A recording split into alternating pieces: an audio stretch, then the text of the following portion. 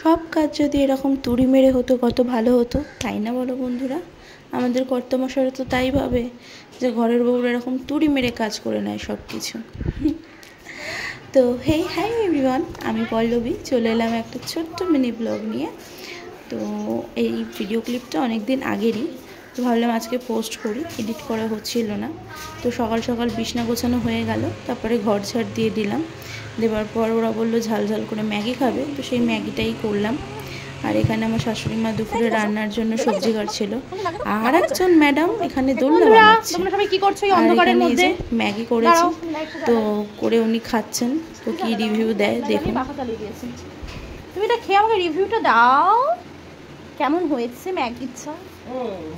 রিভিউটা দিতে হবে তো শোনা। ভালোই তো হবে, তুমি করেছো, খারাপ হতে পারে? ভালোই।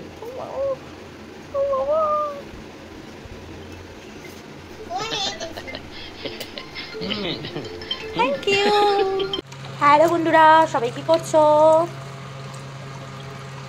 প্রতিদিন 3 মিনিটের ভিডিও পোস্ট করতে বলেছে ফেসবুক থেকে। এখন আমি কি টপিক বার করে 3 মিনিটের ভিডিও পোস্ট করব তোমরাই বলো। তাই মাথায় এলো রান্নারই জিনিস, এগুলোই পোস্ট করব। তোমরাও দেখো, একটু সহ্য করো আমার বকবকানি।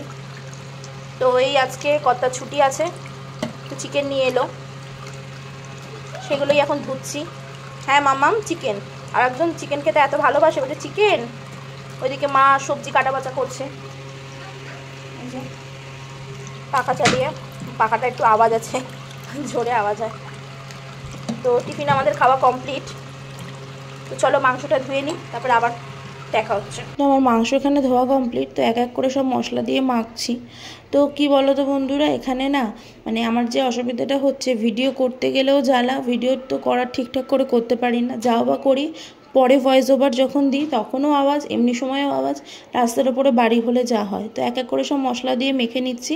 পেঁয়াজ রসুনটা কষানোর সময় দেব, তো মশলা সর্ষের তেল দিয়ে ভালো করে মেখে নিচ্ছি।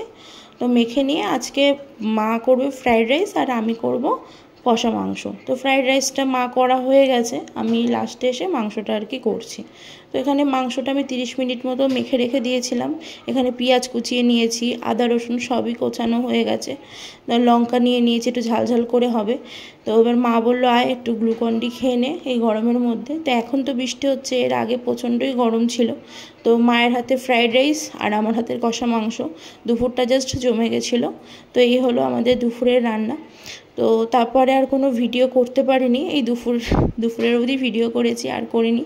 তো সন্ধেবেলা একটু ওরা বেরিয়েছিল, মেয়ে আর আমার হাজব্যান্ড, তো একটু চপ নিয়ে এসেছিলো, সেটাই খাচ্ছিলাম। তো আজকের ভিডিও এইটুকুই। ভিডিওর কিছু ভালো লাগলে লাইক কমেন্ট শেয়ার করে দিও। চলো বন্ধুরা, টাটা।